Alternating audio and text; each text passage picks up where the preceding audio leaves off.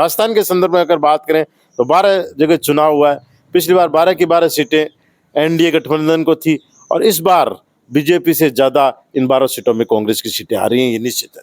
कौन कौन सी सीट मानते हैं इसमें आप?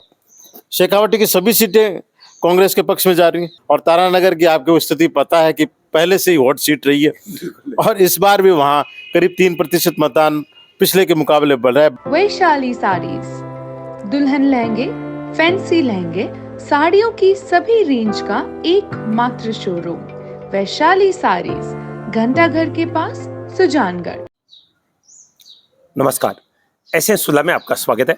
मैं हूं शिव कुमार तिवारी। लोकसभा चुनाव 2024 के पहले चरण में राजस्थान की 12 सीटों पर मतदान हो चुका है, जिसमें इन 12 सीटों में से जो हॉट सीट मानी जा रही थी चूरू लोकसभा क्षेत्र से, जो आंकड़े आए हैं उसमें देखने को मिला है कि मतदान का प्रतिशत काफ़ी घटा है और ख़ासतौर से सुजानगढ़, रतनगढ़, सरदारशहर में काफ़ी कम मतदान हुआ है।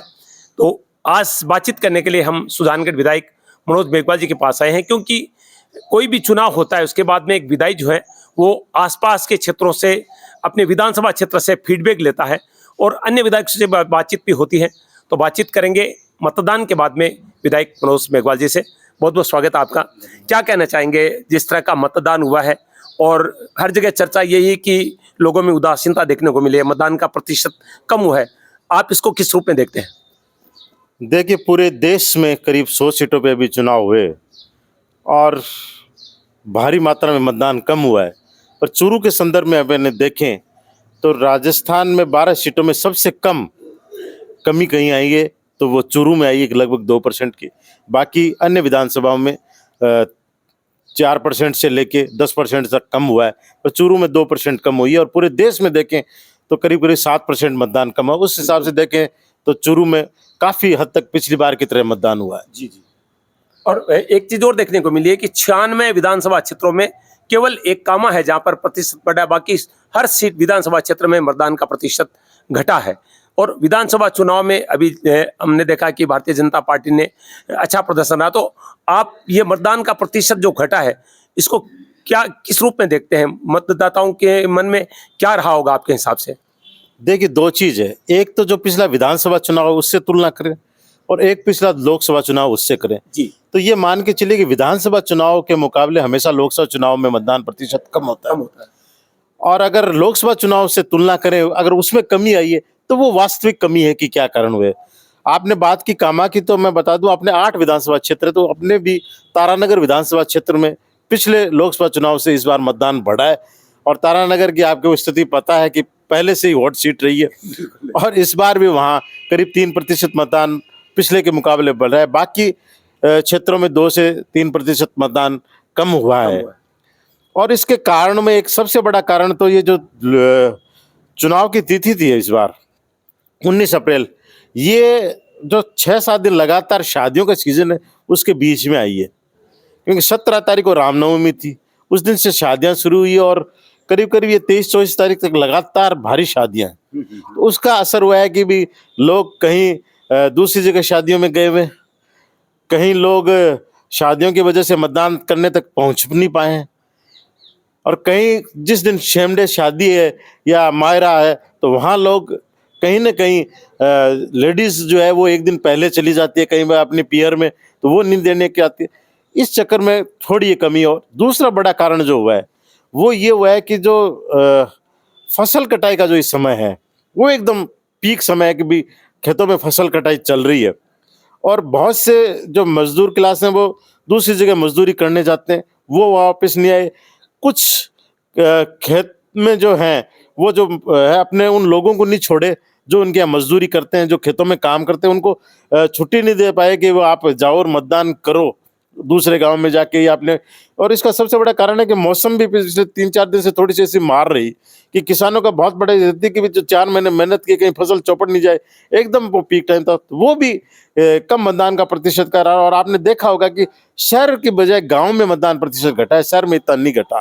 तो इसका एक कारण ये भी है। आपने विवाह शादी को कारण बताया, आपने किसानों की व्यस्तता को कारण बताया, कहीं जो राजनीतिक वातावरण जो बना चूरू जिले में उसको भी इसके पीछे आप कारण नहीं देखते? नहीं, ये चूरू जिले का कारण तो ये है कि चूरू जिले में मतदान प्रतिशत कमी और जगह की ज्यादा कम हुई है, इसके कारण है। लेकिन पूरे देश में अगर देखें तो कहीं न कहीं ये सत्ता पक्ष के खिलाफ जो है वो नजर आया है कि अब उदासीनता है कि सरकार से अब लोग ऊब चुके हैं और वो नहीं चाहते कि जो एक आकर्षण था, जो आकर्षण 2014 और 19 में मोदी जी के प्रति था कि लोग सूरत से बॉम्बे से आ रहे हैं, वोटिंग कर रहे हैं, लोग जगह से काम छोड़ के और मतदान करने आ रहे हैं और एक कह रहे हैं कि मोदी को प्रधानमंत्री बनाना है, मोदी जी को जिताना है। इस बार वो चार्म नहीं है और यही कारण है कि जो पिछली बार कांग्रेस की और सीटें और अलायंस की जो सीटें हैं, इस बार कहीं भी आप सुनोगे तो बहुत अच्छी संख्या में बढ़नी जा रही है। राजस्थान के संदर्भ में अगर बात करें तो 12 जगह चुनाव हुआ है। पिछली बार 12 की 12 सीटें एनडीए गठबंधन को थी और इस बार बीजेपी से ज्यादा इन 12 सीटों में कांग्रेस की सीटें आ रही हैं, ये निश्चित है। कौन कौन सी सीट मानते हैं इसमें आप? शेखावटी की सभी सीटें कांग्रेस के पक्ष में जा रही हैं। जो अपने आसपास की जुगनू, सीकर, चूरू, नागौर, सारी सीटें कांग्रेस के पक्ष में जा रही है। जैसा भी आप कह रहे थे कि अगर मतदान घटा है तो कहीं ना कहीं इसका कांग्रेस को, जबकि राजनीतिक विश्लेषक तो कहते हैं कि अगर सत्ता पक्ष के खिलाफ लोगों में रोष हो तो मतदान प्रतिशत बढ़ता है। हाँ, एक ट्रेंड रहा है, पर वो जो 14 और 19 में इतना उनके प्रति आकर्षण था कि बढ़ गया ट्रेंड, क्या वो वोटर पीछे छूट गया? और बाकी असली एनालिसिस तो जब 4 जून को रिजल्ट आएगा तब उसका पता चलेगा। फिर भी आपका एनालिसिस में जानना चाहूंगा, क्योंकि आपने फीडबैक तो लिया है, क्योंकि चुनाव से पहले भी बहुत सारे कार्यकर्ताओं को आप बुलाते हैं, उनको कुछ जिम्मेदारियां सौंपते, उसके बाद में जो मतगणना के बाद में शाम से ये चीजें शुरू हो जाती है, तो आपके ये आंकड़े क्या बता रहे हैं, फीडबैक क्या बता रहे हैं? पहले हम सुजानगढ़ विधानसभा की बात करेंगे। चूरू जिले में कांग्रेस अच्छे मार्जिन से जीत रही है।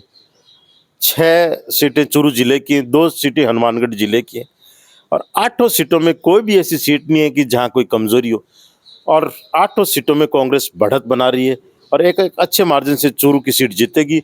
और इस एनडीए सरकार को जो हटाने की शुरुआत इस पहले चरण में ये चूरू से होगी और जब लास्ट 1 जून को लास्ट चरण है, तब तक इस देश से जो मतदान कंप्लीट हो जाएगा, बीजेपी और एनडीए गठबंधन सरकार साफ हो जाएगी और 4 जून को जो रिजल्ट आएगा, निश्चित एक कांग्रेस के पक्ष में रिजल्ट आएगा। मनोज जी, एक चीज काफी चर्चा में रही है हमारे क्षेत्र में कि चुनाव के दौरान कोई बड़ा नेता हमारे क्षेत्र में नहीं आया, क्योंकि मोदी जी आए तो चूरू आए, मुख्यमंत्री जी अगर गहलोत जी आए तो चूरू आए, मतलब सुजानगढ़ विधानसभा क्षेत्र में कोई स्टार प्रचारक या बड़ी सभा देखने को नहीं मिली दोनों पार्टियों की। देखिए, राहुल जी ने जब नामांकन भरा था तो एक ऐतिहासिक मीटिंग, नामांकन सभा हुई थी, आप लोगों ने भी देखा। वो चूरू की बात है, हम सुजानगढ़ विधानसभा क्षेत्र की बात करें। हाँ, सुजानगढ़ क्षेत्र में किसी भी बड़े लीडर का दौरा नहीं हुआ और इसका एक बड़ा कारण तो ये था कि सुजानगढ़ का चूरू का चुनाव पहले चरण में आ गया था और पहले चरण में एक तो 100 सीटें देश में सबसे बड़े इसी में चुनाव हो रहा है और दूसरा कि जो चुनाव हो रहा है तो इसमें समय इतना कम मिला है कि हर विधानसभा क्षेत्र में बड़े नेताओं को जाने का समय है नहीं और इस कारण से जहाँ जहाँ उपयोगिता समझी उन्होंने, क्योंकि ये किसी भी बड़े नेता की रैली या मीटिंग कराना, इसका सारा तय होता है, जो वार रूम होता है, जो कांग्रेस के प्रचार प्रसार कमेटी है वो तय करती है। प्रचार प्रसार कमेटी के बाद में कहाँ से रिकमेंडेशन आता है, किस लीडर्स को भेजो, कहाँ किस लीडर्स की जरूरत है और उसके बाद में उन बड़े नेताओं के दौरे कराती है। और उस कारण सुजानगढ़ या कहीं भी हो जहाँ बहुत से ऐसे विधानसभा क्षेत्र, कोई सुजानगढ़ अकेला नहीं है, 50 विधानसभा क्षेत्र ऐसे होंगे कि जहाँ बड़े नेताओं की सभाएं नहीं। रतनगढ़ में आखिर में गोविंद सिंह डोटासरा की बड़ी मीटिंग हुई जिसमें और नेता भी, बड़े नेता भी थे, लेकिन हाँ, सुजानगढ़ को अनदेखा किया गया, मुझे ये लग रहा है। नहीं, अनदेखा वाली बात नहीं है। जहां जिन नेताओं के दौरे बन सके थे वहां बनाए, जहां नहीं बन सके कोई बात नहीं है। पूरा लोकसभा चुनाव जो होता है वो 8 विधानसभा का कंबाइंड चुनाव है, तो 8 विधानसभा क्षेत्र में किसी बड़े नेता का जाना संभव नहीं होता है। 1, 2, 3 विधानसभा में बड़े लीडर जाते हैं और बड़े लीडर जो सेंट्रल लीडरशिप है वो मुश्किल से एक लोकसभा क्षेत्र में एक जगह जा पाती है, वो भी सभी लोकसभा क्षेत्र में नहीं जा पाती और यही कारण। मेरा सवाल इसलिए था क्योंकि सबसे जो विधानसभा क्षेत्र में अगर बात करें तो सुजानगढ़ का आपका जो कॉन्टेस्ट था वो सबसे बड़ा जो मुकाबला देखने को मिला था, ऐसे में काफी क्लोज रहा था, तो उसके हिसाब से। नहीं, विधानसभा का चुनाव अलग था, लोकसभा का चुनाव अलग है, वो अलग परिस्थितियों के चुनाव तो ये अलग परिस्थितियां। बाकी बहुत अच्छा परिणाम होगा और एक अच्छी जीत इस चूरू लोकसभा क्षेत्र से कांग्रेस करेगी। विधायक बनने के बाद में आपको पहली बार लोकसभा चुनाव में कैंपेनिंग करने का अवसर मिला और परिस्थितियां इस टाइप की कि एक भाजपा का बड़ा नेता जो कांग्रेस में शामिल हुआ वो लगातार आपके साथ मंच में था, तो किस तरह का अनुभव रहा आपका? देखिए, ये लोकसभा चुनाव तो पहला ही चुनाव था मेरे पास, सही बात है।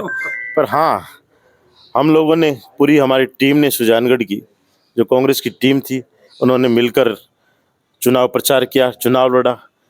जो इंडिया अलायंस के साथी हैं उन लोगों ने भी सहयोग किया जहाँ जहाँ उनका था, और राहुल जी ने भी अपना चुनाव में से 2 दिन निकाल के हम लोगों के बीच में आए और कोशिश की कि भी जितनी जगह, जितने मतदाताओं तक हम ले जा सकें, हमने कोशिश की उनको पहुंचाने की और लोगों तक अपनी बात रखने की।